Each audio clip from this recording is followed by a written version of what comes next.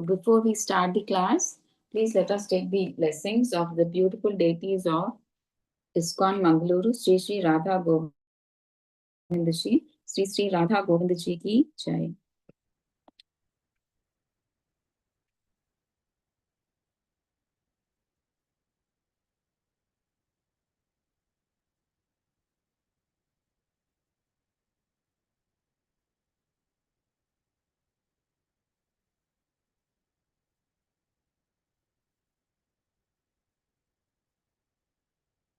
So I think we'll start. We were supposed to start from shloka number 69.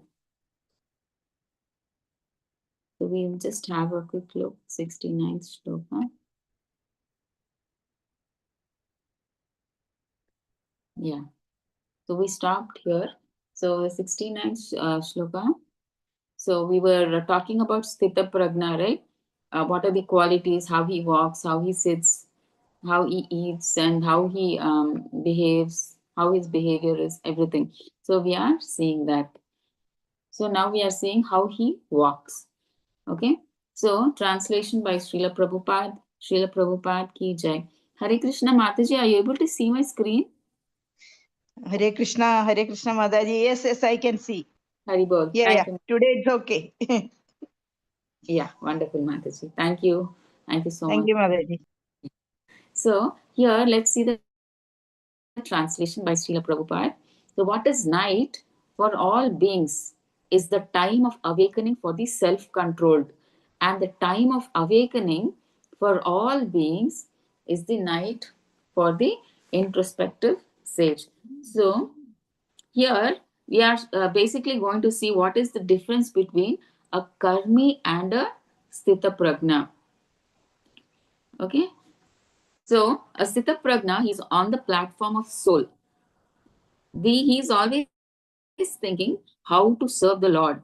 And this Sthita Prajna, he always stays away from material things, material attachments. On the other hand, karmis, okay, they are not devotees. Okay, they are atheists. They are quite opposite. Okay, for them, bhakti, God, or spirituality, they don't understand anything. So the karmis, they're far away from spirituality. They don't want to understand about spirituality. They don't want to understand about God, bhakti. It doesn't just enter them. They don't understand anything about that. But they, so to all the spirituality, bhakti, their eyes, ears, they are closed. They're closed. They have their eyes, ears, everything is closed to spirituality at that time. But when is it open? When are their eyes and ears open? When sense objects come in front of them. When objects that give them sense enjoyment, na, that time their eyes and ears wide open they'll be. Okay, so here what is Prabhupada trying to say in the shloka? What is night for a karmi is the time of awakening for the bhaktas. And we'll discuss what is that. Okay. And what is night for a bhakta? That is the time of awakening of karmis. Okay, so we'll understand this. See, to understand this, all this is given in Prabhupada's purport. So we need to read the Prabhupada's purport. So what they're trying to say is, see, for morning, for us, morning is in Sattva Guna. Brahma Muhurta is in Sattva Guna, right? And daytime is Rajoguna, night is Tamoguna.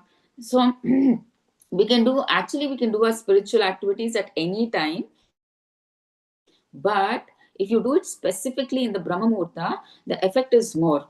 So that is why we do this minimum 6 rounds of chanting in the morning. Why? Early morning it is in a Sattva Guna. That Brahma Muhurta time is, right?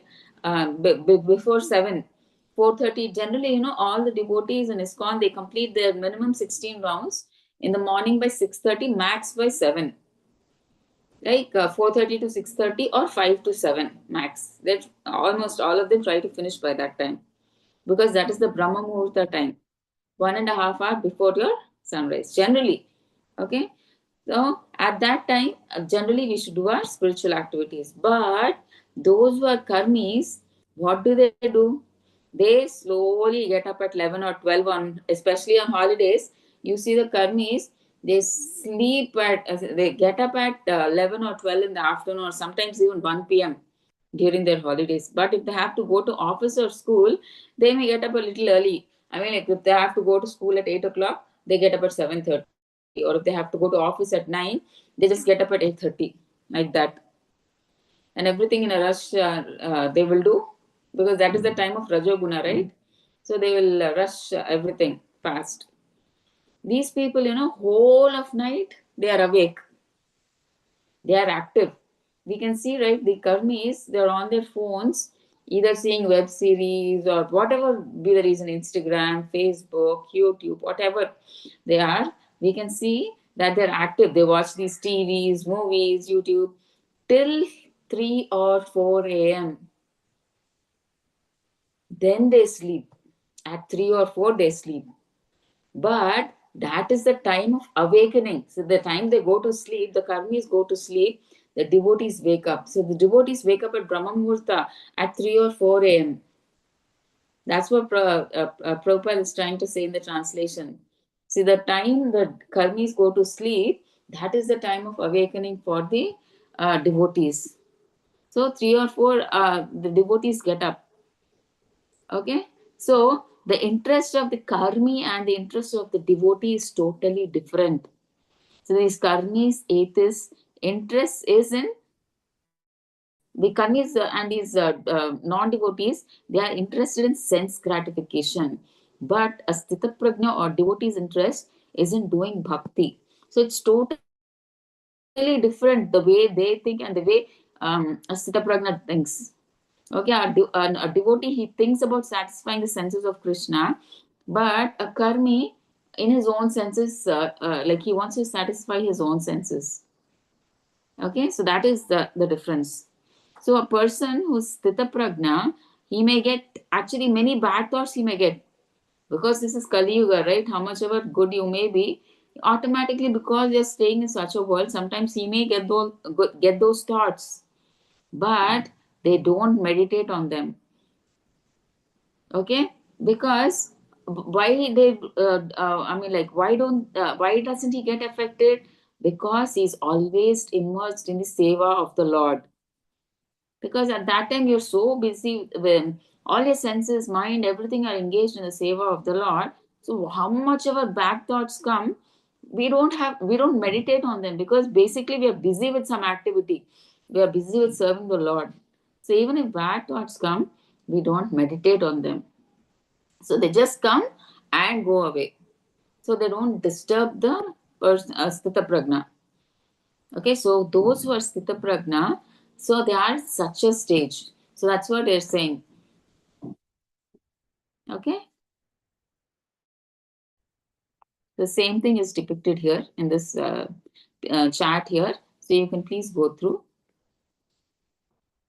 So next, 2.70 is not given here. I just try to read the purport from the book. Okay, translation by Srila Prabhupada, Srila Prabhupada ki jai. So 70 shlokas translation says, a person who is not disturbed by the incessant flow of desires that enter like rivers into the ocean, which is ever being filled but is always still, can alone achieve peace, and not the man who strives to satisfy such desires. Okay, so what are they saying here in this translation? So, for example, Prabhupada is saying, see, if there is a big ocean, what happens generally? All these small rivulets, rivers, they come and enter the ocean. But the ocean is never disturbed. So, even though all the oceans come and meet in the river, it's not that the ocean is getting affected. It rises or it overflows. Nothing of that sort happens, right? Even when all these rivers merge into the ocean, it is just, even then at that time, it is just steady. It is not, the ocean is not disturbed. So it remains the same and it is steady. So, like that, those who are sthita prajna, even if they get bad thoughts, they don't get disturbed like the ocean. Okay, all the rivers enter the ocean, but still the ocean is never disturbed. Like that, a sthita prajna, even if he gets bad thoughts, he is not disturbed. So they don't meditate on them. They're not even bothered. They just come and they just go away. Okay, so a sthita pragna is a person who can alone achieve peace, and not the man who tries to satisfy such desires. Okay, generally, what do we think? If we satisfy our senses, we think, oh, that desire will go away. But the more you try to satisfy the desire, the more you want more of that. You think, okay, yeah, we'll just give, I mean, like any sense object you're attached, so you get that object. You think that, okay, yeah, now the desire is satisfied, now I have given it. But no, your mind is never satisfied. The more you feed the desire, the more you will want it. Okay, so you lose your peace. See, suppose for instance, if you now think, okay, if I get an income of 2 lakh rupees per month okay, I'll be happy. And now you get 2 lakhs. Now you think, not 2 lakhs, another 50,000 will be very perfect for me. And now when you get that 2 lakh 50,000, you'll think, no, I want 3, I want 4. So the more you feed, the more you will feel like wanting more. So the desire, the more you satisfy, the more it keeps increasing. The greed keeps increasing. So you can never be at peace. Okay, so that's what they're trying to say. See, and not the man who tries. See, who is peaceful, a sthita prajna alone can achieve peace. Because why? He has no material desires, no material attachments. He is just involved in just serving the Lord. So obviously, he will have more peace, right? And not the man who tries to satisfy his desires. Okay, so as long as we're in this material body, in this material world, we will get many disturbances. There will be many sense objects that attract our senses. So there will be many thoughts in front of us and in our mind, but we should not bother about them. See, all these thoughts about, okay, let's go, your mind will give you, let's go to the movie, let's go to the restaurant, let's go to the kitty party, let's go here, let's go there. So it will keep telling you, bothering you. Okay, but you should not bother about them. Okay, if you want peace, you should not feed your desires. I mean, you should not use your senses for your own sense gratification. The more you use, the more you are attached to this material world, the more you are stuck in this material world. The more attachments you have in this material world, the more you are stuck. So the more you are stuck, you will have more desires because you get more attached. Oh, my family, my wealth, everything. So you say, my, I should be great, I should be great, I want this, I want that. So you are getting attached to this place. So if you get attached to this place, you will have to come back here, right, in some form or the other. Okay, the more you get attached, the more you work, what happens? You do karma. Karma means you'll have bad karma or good karma. So to enjoy bad or good karma, you have to come back to this material world. So then, like this, it continues. The cycle of birth and death continues. Where is the liberation for you? So that's why they're saying we should be like a sthita pragna or a devotee who engages his sense not to satisfy his senses, but to satisfy the senses of Krishna. Then only you can find peace, not by satisfying your desires. Okay, and whatever bad thoughts come, just let it go off. Okay, we should just not think about them. So that is what they are saying in the shloka. So now let's see shloka number 71, translation by Srila Prabhupada. Srila Prabhupada ki jai. So a person who has given up all desires for sense gratification, who lives free from desires, who has given up all sense of proprietorship and is devoid of false ego, he alone can attain real peace. See, those who have given up all the material desires.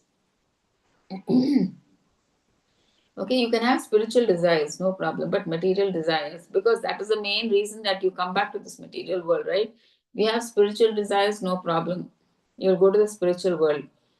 So you'll be liberated, because you will work hard to progress in that spiritual in that to get that spiritual progress. So you'll work hard for that. So anything done spiritually, you will not come back to this material world, obviously, right? You will go to the spiritual world. So like that. So here in this way, what they're saying, a person who has given up all desires for sense gratification, who has given up his false ego. Okay, that's what he's saying, right? A sense of proprietorship and devoid of false ego, he can attain real peace. So they're saying who has given up his false ego. What is false ego? He always thinks, this is mine, I have to enjoy it, I am there to enjoy it. So, like that, he thinks about I, my family, my society, my country. So, everything my centered around himself. That is false proprietorship. So he thinks that everything belongs to him and everything in this world is meant for his enjoyment. But the fact is, everything in the world is created by the God. By God, we should use everything in His service. Because, and what is our true ego? So false ego. We said we are thinking we are the master. I am the enjoyer. Okay, but what is the true ego we should have? We are the eternal servants of the Lord. Jivera Swarupa Hoy, Krishnera Nityadas. We are eternally the servants of the Lord. So that true ego we should have. Okay, so those who leave this kind of mentality that I have to enjoy, this is mine, like that. So if we leave such kind of mentality, then only can we get real peace. That's what they're saying. First, you should leave this false ego and you should develop the true ego. Then you will get real peace. Until the time you say, I, my, this is mine, that is mine, this is, it has to be done like this. Like, you behave like a master or enjoyer, you cannot attain peace. So when you come to your true ego, when you think that I'm the eternal servant of Krishna, then you get real peace. Okay, that's what they're trying to say here. So 72 shloka, and this is the last shloka of chapter 2. So translation by Srila Prabhupada, Srila Prabhupada ki jai. So that is the way of spiritual and godly life, after attaining which a man is not bewildered.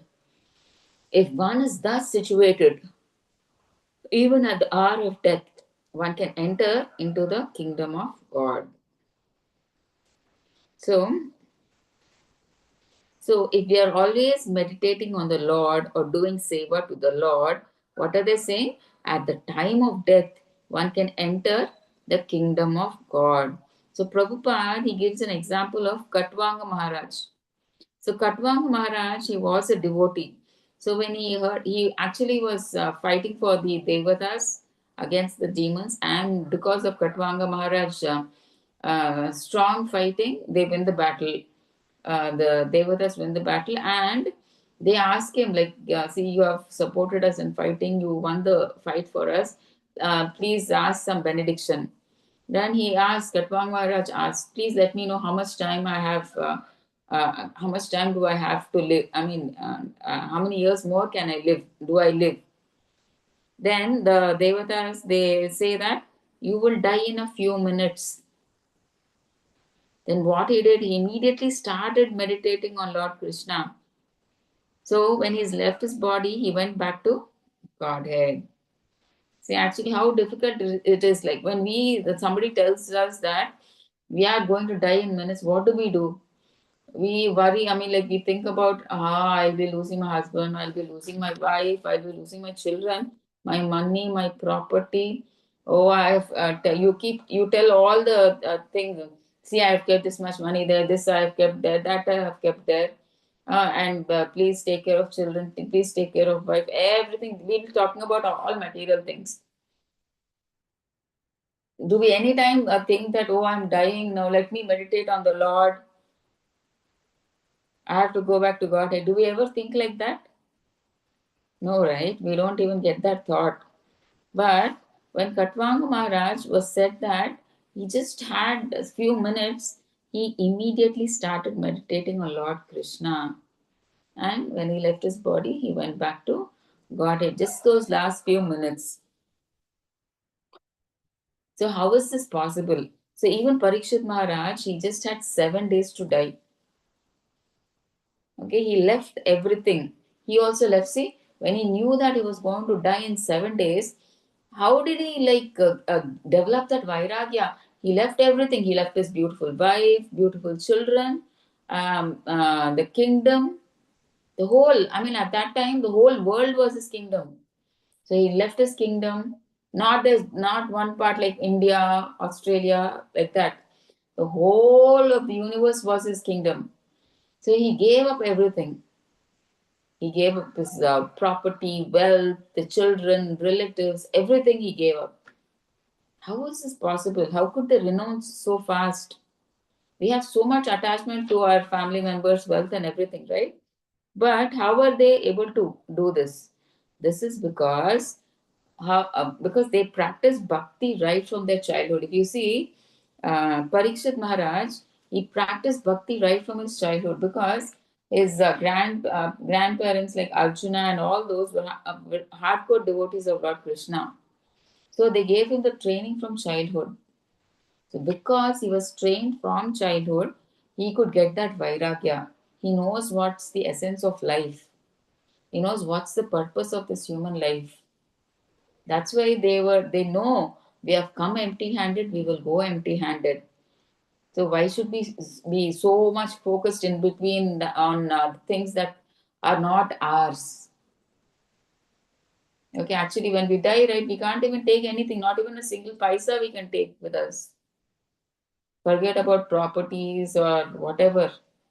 Nothing we can take, right? So that's what they realize. And they realize that this human life is very rare and it should be used for tapasya and not for sense gratification. And do tapasya and then go back to Godhead. So in this rare human form of life, only can we do tapasya and go back to Godhead. And this can't happen in any janma, any animal form or demigod form or any form you can't do. So to go back to Godhead, the only way is through this human body. So that we should use for that purpose. Okay. So actually, Parikshit Maharaj, he was practicing devotional service right from his childhood. We hear, some people say, "Oh, why are you practicing bhakti now only? That you should do from 60 when you're 60, 70, when all your responsibilities are over. Then you should go to the temple when nothing of your no limbs of your no, your legs are not working, your eyes are not working, your ears are not working. That time you should go." But do you know at what time? Is there any guarantee that you won't die till that time, 60 or 70? Can anybody guarantee that? Nowadays, we see people dying. We don't know when any person will die. Maybe at 25 years or 20 years, 30 years, 40. We never know. We don't have that guarantee that we are going to stay till 100. So every moment, every second, we have to practice bhakti because we don't know what time we will die. Because Parikshit Maharaj and Khatwanga Maharaj, they knew when they would die. So they could practice bhakti. But for us, we don't know when we will die, right? So for us, every moment is like a question. We don't know. So we have to practice every moment. Yeah.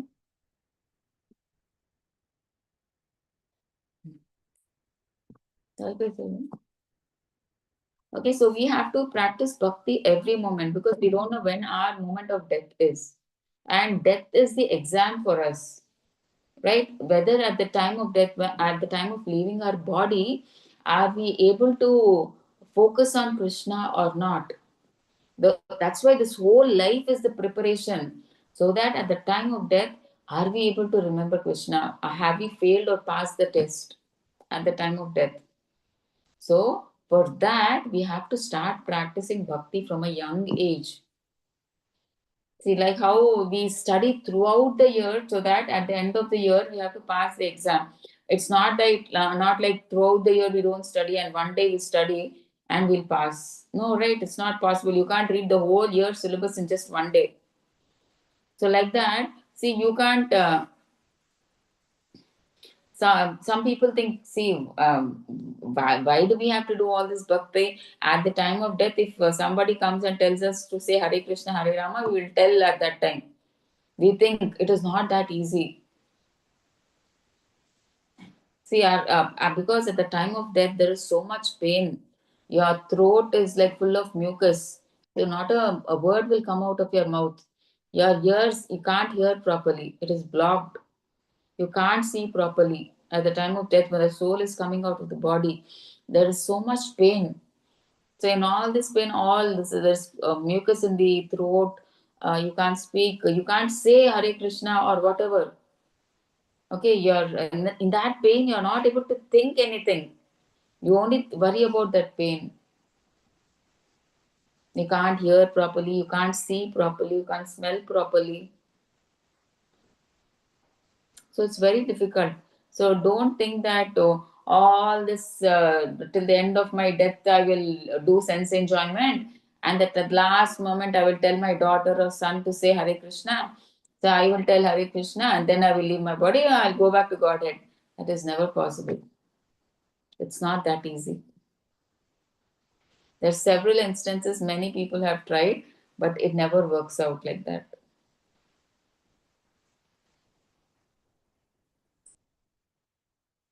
So that's why we need to have this training to remember the Lord.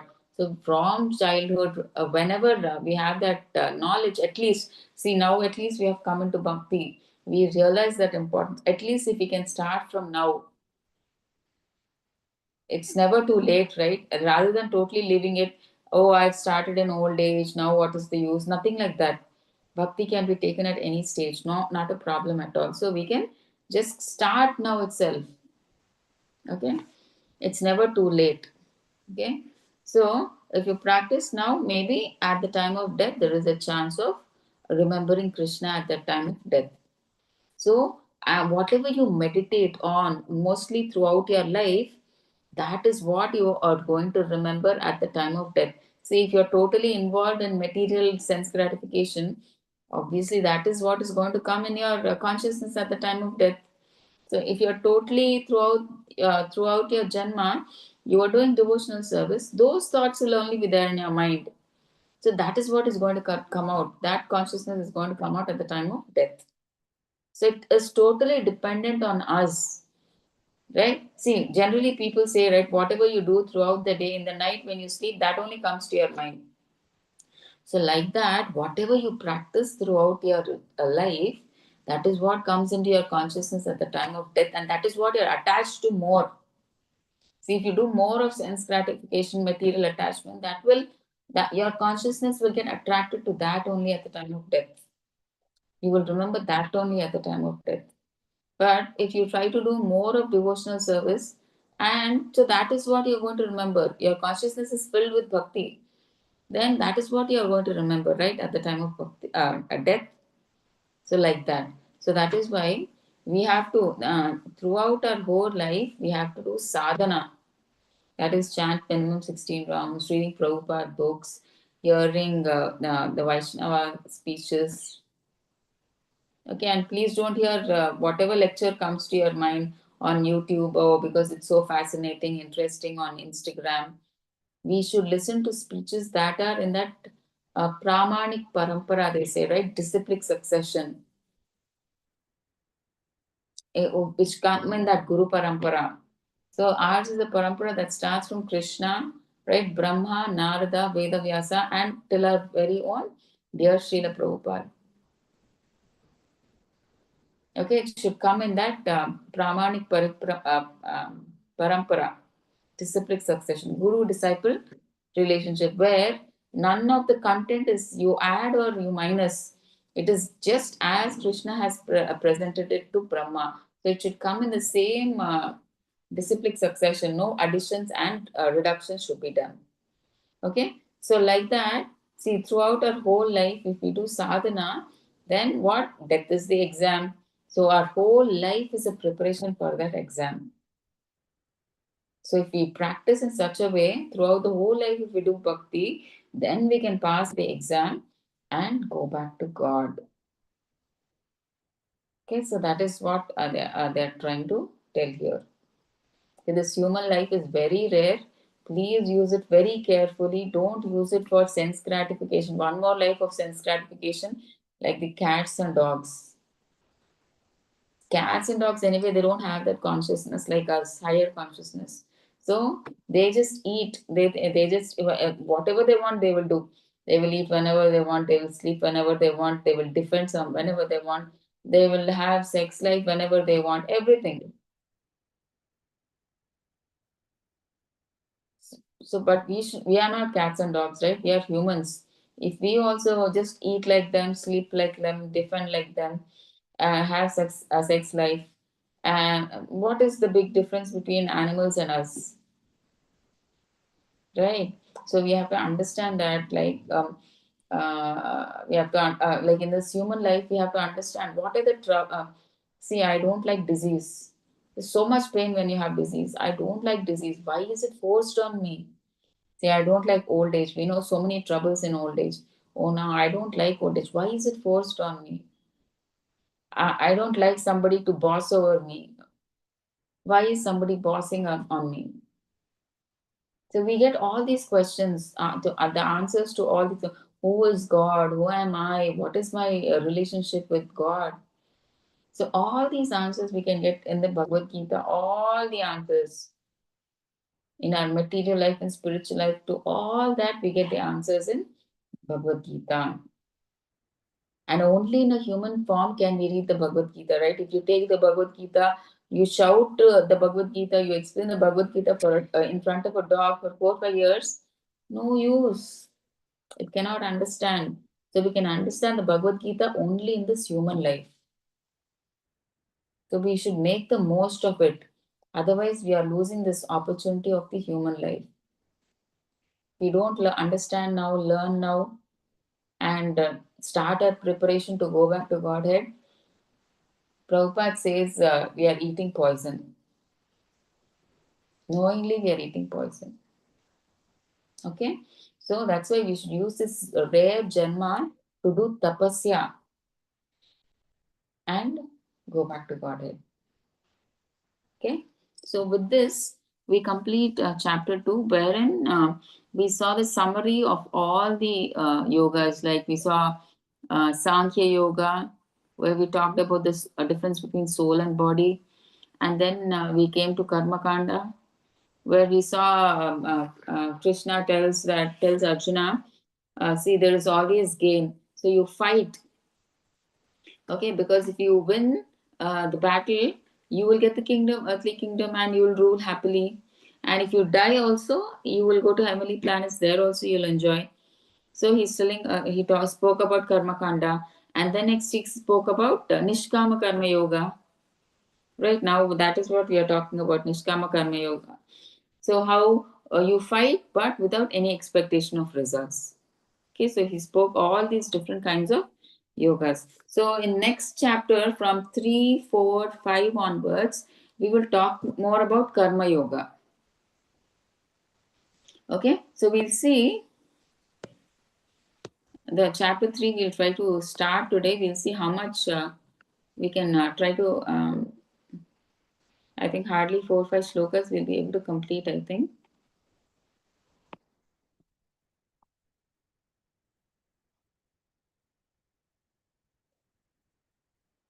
Yeah. So this is the third chapter, Karma Yoga. So first sloka. Okay. So Arjuna said. Okay. So now we'll see the first shloka itself in Karma Yoga starts with confusion by Arjuna. So we'll see what the confusion is and what he's asking Krishna, what Arjuna is asking Krishna. Okay, so translation by Srila Prabhupada ki jai. Now Arjuna said, "O Janardana, O Keshava, why do you want to engage me in this ghastly warfare? If you think that intelligence is better than fruitive work."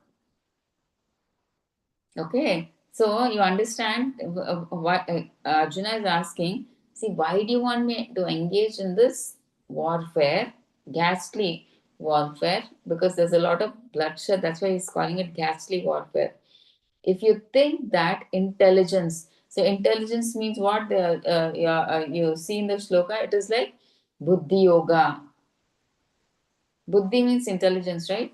Is better than rotative work, karma kanda. So here in the previous shloka, what Krishna was telling Arjuna, better than karma kanda is buddhi yoga, right? But Arjuna got confused. Okay, what is he thinking? Buddhi yoga means, see, buddhi yoga is what we saw, Nishkama karma yoga, right? Fight without any expectation of results. That is buddhi yoga. But what is Arjuna? Because he heard so many different kinds of yogas. We saw, right? How he heard about Sankhya yoga, how about Jnana yoga, and then karma kanda, and then Nishkama karma yoga. So he got confused. And what is he thinking? Buddhi yoga means buddhi, intelligence. So use your intelligence means he's thinking renounce everything, go to the forest and just sit in meditation. He is thinking in a different way. So that's why he's asking. See, if you think intelligence, he's thinking Buddhi Yoga means going to the forest, renouncing everything and meditating. But what is Krishna telling? Buddhi Yoga means Nishkama Karma Yoga, right? That is like you do your duty as a fighting, but without any expectation of results. So Arjuna is really confused. Hare Krishna, you're telling me to fight. You're asking me to renounce also. How can I do both? See, if I renounce and go to the forest, how can I fight? So he is confused now. So that is why in the next shloka, we'll see now Krishna explains more about Nishkama Karma Yoga. He talks more about Karma Yoga. That we'll see. Okay. See, this is second shloka. Now Arjuna is saying, my intelligence is bewildered by your equivocal instructions. Therefore, please tell me decisively which will be most beneficial for me. So Arjuna is saying, see, I am bewildered. He's confused. So many instructions you have given. So what is what? I'm confused. Therefore, please tell me decisively which will be the most beneficial for me. Okay, so now Arjuna is saying he's confused because Krishna, he explained, right? We discussed, he explained so many paths.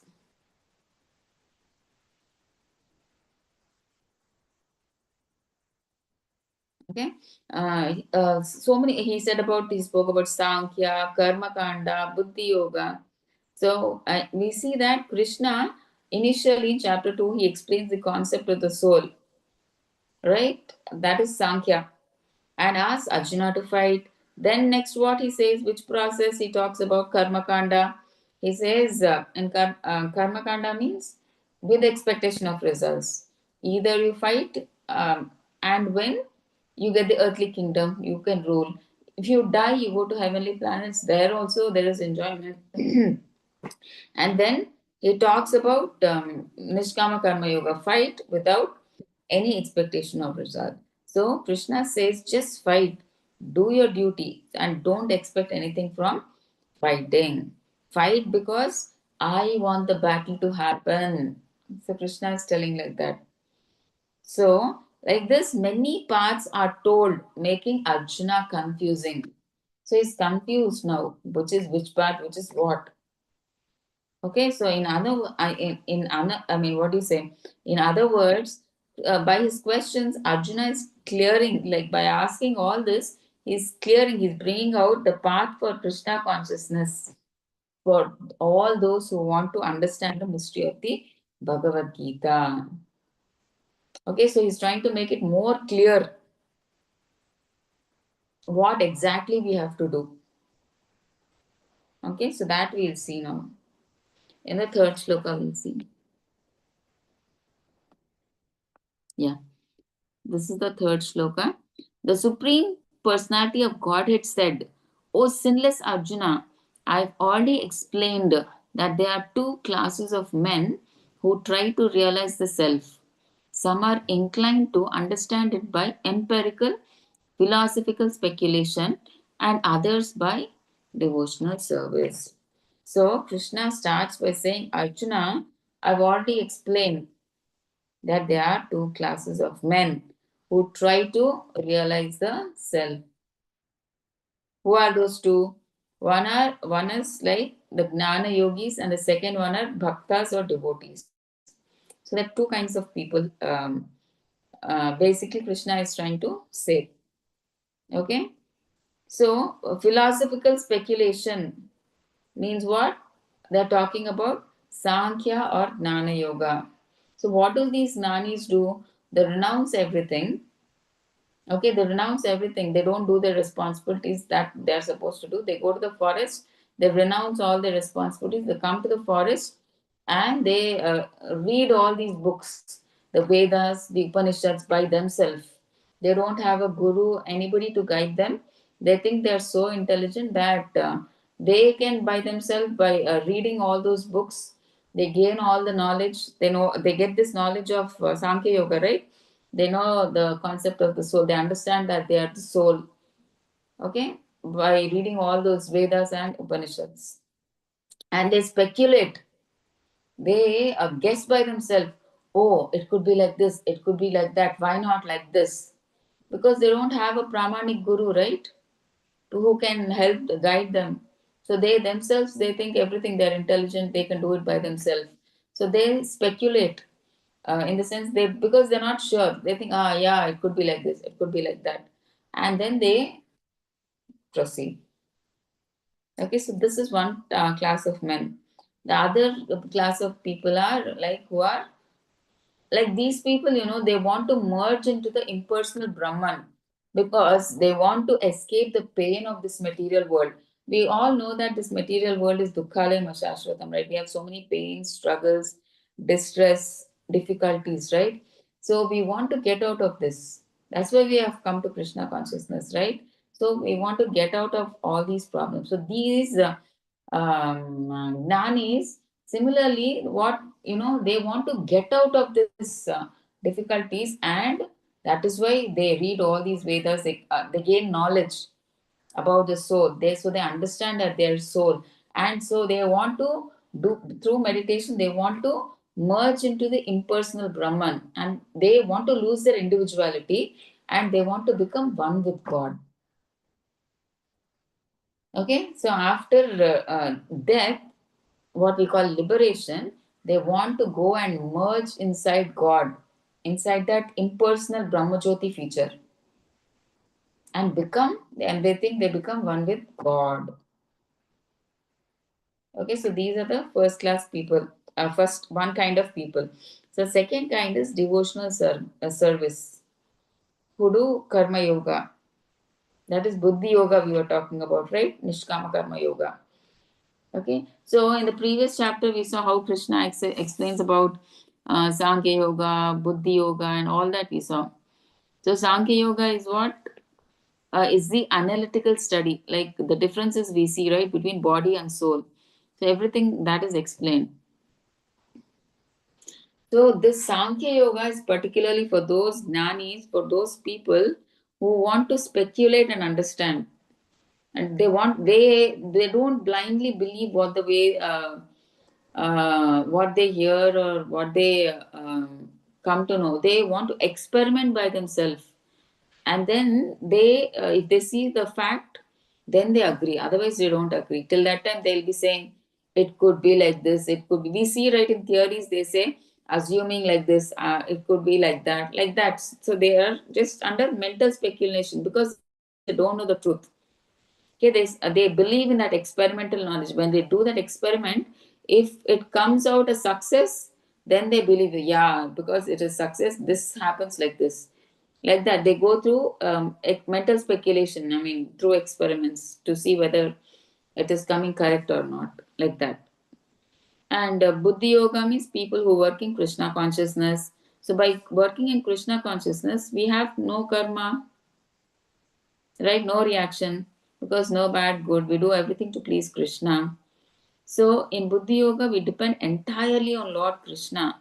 See, when we use all our senses in Krishna consciousness, senses can be brought under control very easily.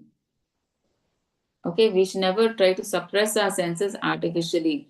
Just engage them in these devotional service of the Lord. Then the senses can be brought into control very easily. So Srila Prabhupada here says that both yogas are independent, okay, as religion and philosophy. So he's telling what Prabhupada is saying in the purport: religion without philosophy is sentiment, and philosophy without mental, sorry, without philosophy without religion is mental speculation. So what are they trying to say? See, religion, if you just have religion, spirituality without philosophy, without knowledge, so blindly you take to spirituality, that is like very sentimental. It won't last for long. Correct, right? If you just practice spirituality in a sentimental way, oh, I love Krishna, that's why I'm worshipping Krishna, doesn't work out for a long time if you're just sentimental.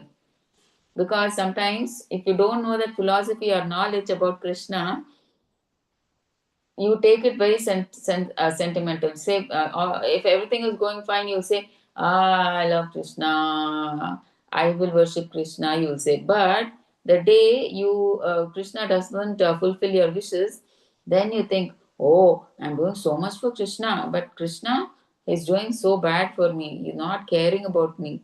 And then you go away. But if you know the philosophy, the knowledge, then you will understand the real reason, that maybe it is my karma. And even though it is karma, because I'm a devotee now, Krishna has reduced my karma so much, I should be grateful for that, in fact. So we if we have that true knowledge, then we won't take it as sentiment. That's why they're saying religion without philosophy is sentiment, and philosophy without religion. And if you just have knowledge without religion, what is the use? If you just have knowledge like the Gnanis, they are speculating, right? They are just thinking it could be like this, it could be like that. But if that religion itself is not there, what is the use of that knowledge? If it is not put into practice, see, all these Gnanis, they just have knowledge, and they just, with this knowledge, they meditate. They don't do any devotional service to the Lord, any spirituality, they don't do. So, what is the use of that? Okay, that's why they're saying the final goal is Krishna, because the philosophers were trying to preach, what do you say, who are actually searching, the philosophers who are searching for the absolute truth, Krishna, they come and end, I mean, like, what do you say? And finally, they also come to Krishna consciousness. Those who are sincere, right? The philosophers, those who are sincere, finally they have to come to Krishna consciousness. Okay, they don't speculate like the Gnanis that time. So they become devotees, and finally they come to know that Krishna is the Supreme Personality of Godhead. So, but the indirect process, that Sankhya Yoga process, is by philosophical speculation. Okay, that philosophical speculation, one fine day, they how they will come to Krishna consciousness, these Gnanis, because by the mercy of Krishna, if they come in contact with a pure devotee, there is a chance that they can take up bhakti.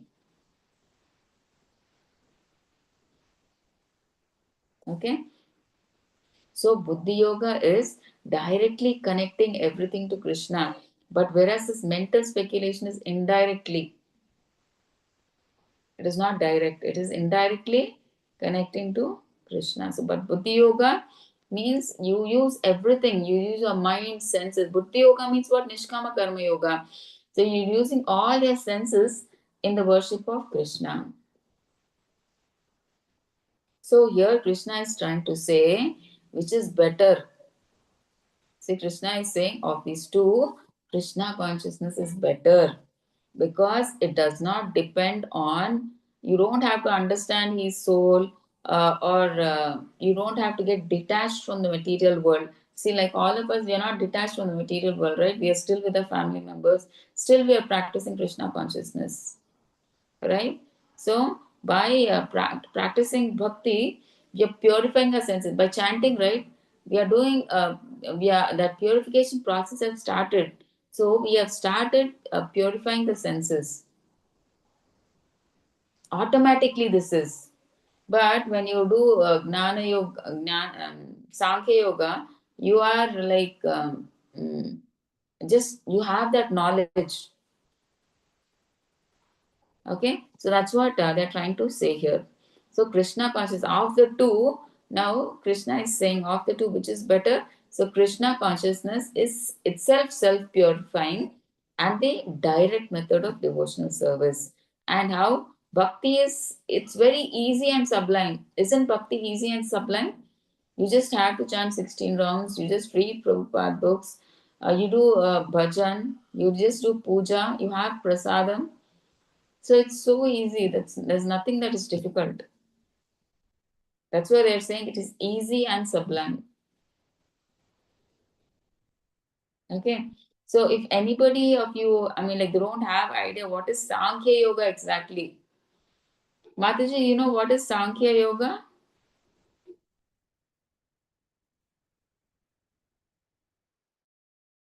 Hare Krishna, Mataji.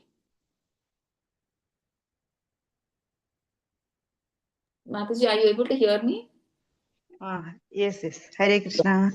Yeah. You have an idea, Mataji, what is Sankhya Yoga? Sankhya Yoga, what I understood is detached from the worldly this and see karma. Karma means seek the Brahman. We, because what do you call yesterday? They try to merge into Brahma Jyoti. Yeah, so I'll just try to tell in more detail, Mataji, just so that you get a clear picture like what is Sankhya Yoga, right? So that, I mean, at least some better way. I mean, so in this yoga, see, they gain a lot of knowledge. They give more focus on gaining a lot of knowledge. It's not about like in bhakti, what do we do, Mataji? We practically we do devotional service. We express our love to Krishna by doing some seva. But these Sankhya yogis, they don't do any service, practical service. They are after gaining knowledge. Okay, they read these Vedas and Upanishads. They gain a lot of knowledge and they don't focus on karma. That's what they don't work. They don't work for Krishna. Okay, so they give up all their material duties, responsibilities, and they take karma sannyas. We've seen, right, all these for the rishis, they stay in the forest. So these they are called karma sannyasis. They don't do any responsibilities. They give up all the responsibilities of the material world. They go to the forest and they do meditation or whatever this they do. So they stay away from this material world and in the forest or Himalayas, and they spend all their time gaining knowledge. So trying to understand what is Brahman or absolute truth. That is, they want to know who God is through by reading all these books, gaining knowledge. So they read many books like the Vedas, Upanishads, and they try to understand. So Gnana Yoga is generally taken up by the Mayavadis. Okay, so these kind of people, they take up Gnana Yoga, Mayavadis. So with their understanding, see, when they read, they understand that what is the stage they can reach to? They can reach till the Brahma Jyoti. The Brahma Jyoti means the impersonal form of the Lord. So they cannot go beyond that. See, but if they want to go to, if these people, they want to go till Goloka Vrindavan, then they have to again practice Bhakti Yoga. But, and to practice Bhakti Yoga, for that again they need the mercy of a devotee or the mercy of Lord Krishna. So these people, through their intelligence, they read by themselves and they try to understand everything they do by themselves only. Okay? They try to understand the impersonal Brahma Jyoti and try to reach there. Try to reach that impersonal Brahma Jyoti. Okay? They think that I don't need anybody's mercy. So with that false ego, they do their practices. They think they are great. I don't need anybody. Okay, so this is a very difficult process. Okay, so that is why Krishna tells Arjuna, this process is not correct for you. See, that's why Krishna is telling Arjuna, that is why I'm not telling you to do this process. So I recommend the practice of Karma Yoga. That is Buddhi Yoga or Nishkama Karma Yoga. So he's saying to Arjuna, say, I don't want you to give up your duties and accept karma sannyas. I want to make one more thing clear, he's saying. See, one more thing, what Prabhupada is trying to say in the purport is, he's saying that many people, they don't understand this particular difference. See, in ISKCON, we have sannyasis and maharajas. So, but Krishna is here clearly saying that in he's saying Arjuna to not take sannyas. But in ISKCON, we have so many sannyasis, brahmacharis. Then why are they encouraging? We may get the doubt, right? Now Krishna is telling Arjuna, don't become a karma sannyasi, do nishkama karma yoga. Then why in ISKCON we have so many sannyasis and brahmacharis? Why are we encouraging? We may get the doubt, right? Because there is a lot of difference, because the sannyas that they take in ISKCON is not karma sannyas, that is Vaishnava sannyas. There is a lot of difference between karma sannyasi and Vaishnava sannyasi. Okay, karma sannyasi means they don't do, as we discussed now, right? They don't do any work, they just gain knowledge. And their aim is they just want to reach God, that's all. They have no love for God. Just because they want to escape this material pain, they want to merge into that impersonal Brahmajyoti. Whereas Vaishnava sannyasis are not like that. They Vaishnava sannyasis, they do seva for the Lord 24 hours. Okay, they preach Krishna consciousness. They don't go into the forest and sit and meditate. They 24 hours they are preaching Krishna consciousness. They work for 24 hours. Karma they do. They're still working for Krishna. So a bhakta, he works more than a karmi. So Prabhupada was a sannyasi. So at that time he told all this. There's a lot of difference between karma sannyas and Vaishnava sannyas. Okay, so that is the difference. See, after taking Vaishnava sannyas, they don't go into the forest and or the Himalayas, and they. But these Vaishnava sannyasis, they stay in the city itself. They stay in the society, and they preach about Krishna consciousness. So Krishna is telling Arjuna, you also do karma. You also do this Nishkama Karma Yoga or Buddhi Yoga. So do your work as a Kshatriya. So you don't have to give up your duties as a Kshatriya. So earlier, Krishna is telling Arjuna, see, earlier you were thinking, if I fight, what is the benefit I will get? How can I enjoy? Okay, so you were thinking about your happiness, your sin, whether you will go to hell or heaven. Also, you were thinking about your relatives. But did you anytime think, because of this we are establishing dharma and it is my duty? So Krishna is asking Arjuna this. You are always thinking from that angle that I will not be happy, sin will come to me, I will go to hell or heaven. Yeah, you are thinking about your relatives, everything, but you never thought about establishing dharma. And then you never thought it is my duty as a Kshatriya to fight.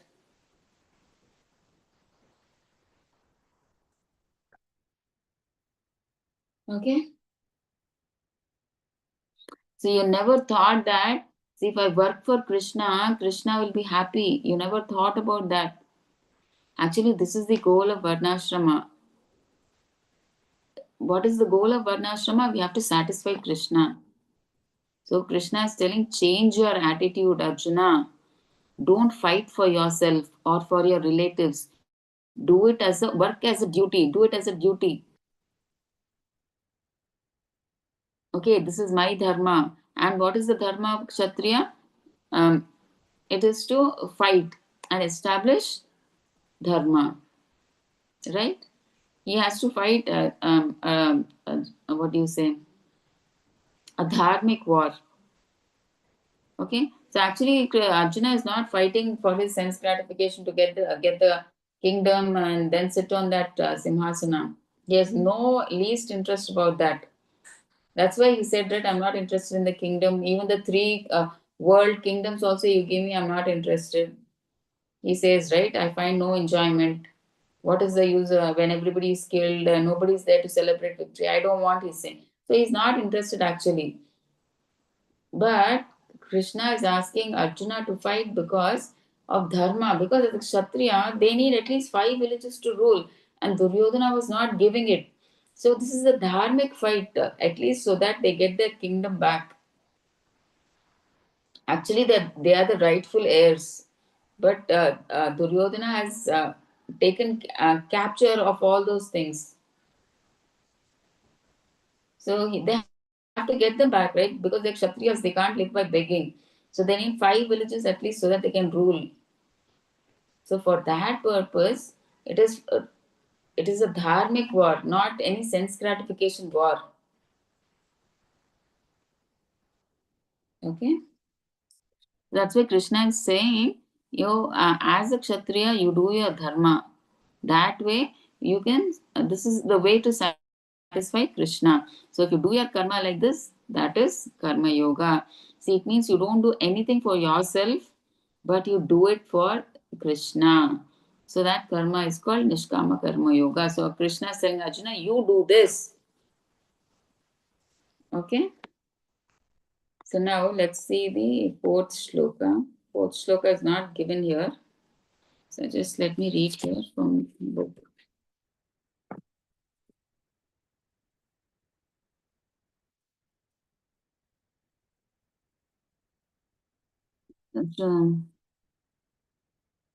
Purport by Srila Prabhupada ki jai.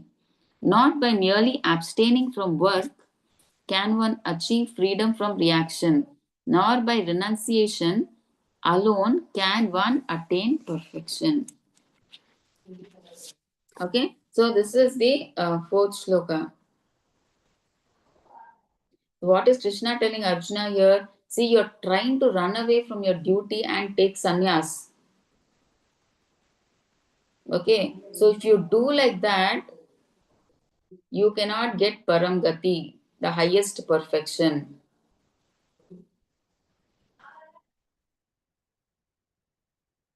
Okay, so that's what Krishna is telling. But why? Okay, Arjuna, because he's seeing the bodies of all these people, he's saying, I won't fight, sin will come, everything. So that's why what he's decided, he'll take sannyas and go to the forest and live there. But what is Krishna saying? So if you do like this, you cannot get paramgati, gati, the highest perfection. Why? That we see in shloka number 5. We'll just try to do this fifth shloka probably today, and then we'll just stop. Okay, we just see this last shloka and then we'll try to stop, Mataji. So everyone is forced to act helplessly according to the qualities he has acquired from the modes of material nature. Therefore, no one can refrain from doing something, not even for a moment. Okay? Why? So now he's saying, because of your swabhava. Okay, Krishna is telling Arjuna, you are still a kshatriya. You still haven't reached that karma sannyasa stage. You are still in grihastha.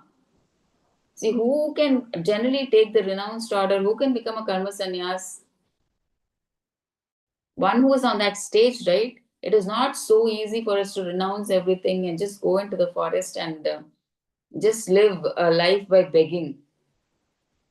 So that is what Krishna is telling Arjuna. See, you out of emotion for your body of the relatives, you are getting emotional and you're saying, I don't want to fight, I will go into the forest, I will renounce and live by begging. That is not so easy. You are still not on that stage. You are still in Grihastha Ashrama. So you still have that Kshatriya Swabhava in you. See, because according to our three gunas, each of us, Kshatriya is in the mode of passion, Brahmana is in Sattva guna, right? Vaishya is a mixture of both passion and ignorance, and Shudra is in ignorance. So, like that, our Swabhava is distant.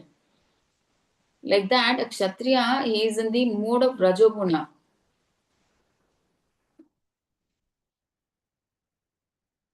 Okay, so what Krishna is trying to say is because of these three modes, you have to do some kind of work. So you can't refrain from working. So karma sannyasi, when you are in Rajoguna, Tamoguna, it's like you have to do some work, right? And here, what they're saying, your swabhava is Rajoguna, but if you try to lead a renounced order of life, generally, who does a renounced order? The Brahmanas, the Rishis, who are in Sattva Guna. See, now Arjuna, he goes to the forest. Okay, in case we think he goes to the forest and he goes to a household, as Grihasta's house for begging, and they insult him. Go, we have no food, go from here. Because not every house gives food or prasadam, whatever, right? If they have, they will give, otherwise, they will say, no other work you have, it's cold and this and. But Arjuna, he's still not on that sattva platform. He's still a kshatriya, he has blood boiling. Now, if somebody scolds him like that, he's not a brahmana, right? To remain calm and bear it. He's a kshatriya. He will take out his knife and he will try to kill them because he's in Rajoguna, he's a Kshatriya. So that's why Krishna is saying, see, now you are still a Kshatriya, you are in Grihastha you cannot accept karma sannyas. You are not on that stage now. So that's why Krishna is saying, see, this is not this is not the correct path also, because any man, he cannot stand idle without doing any work.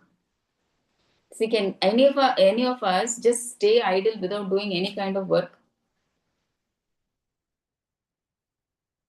No, right? Even we spoke yesterday. If we are just sitting down, also our mind is still working.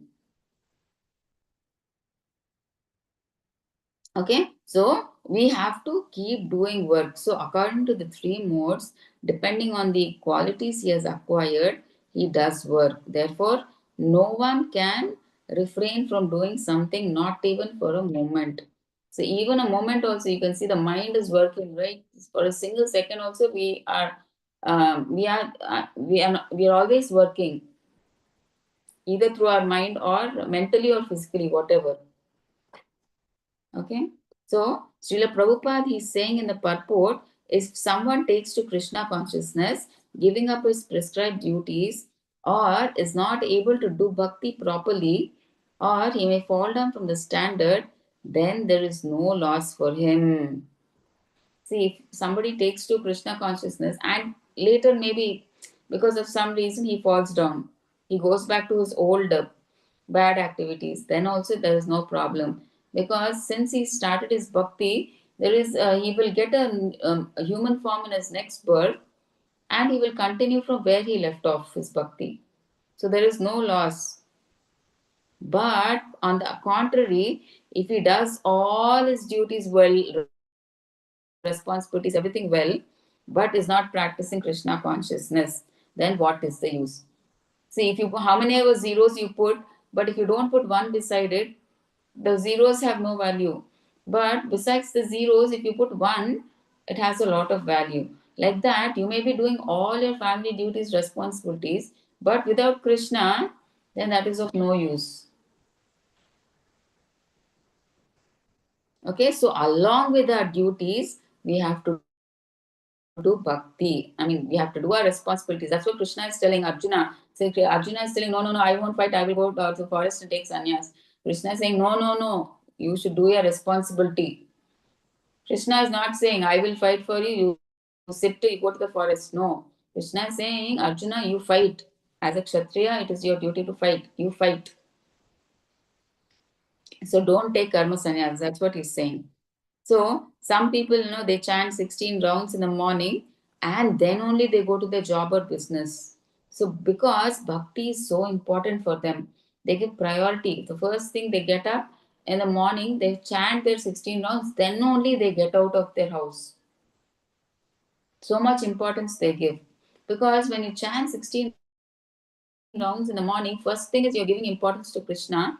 And when you chant the 16 rounds and you're getting out into the world of Maya, that 16 rounds, 2 hours of chanting is like a Rakshaka Kavacha for you. When you go out, step out of the house, it will protect you from Maya.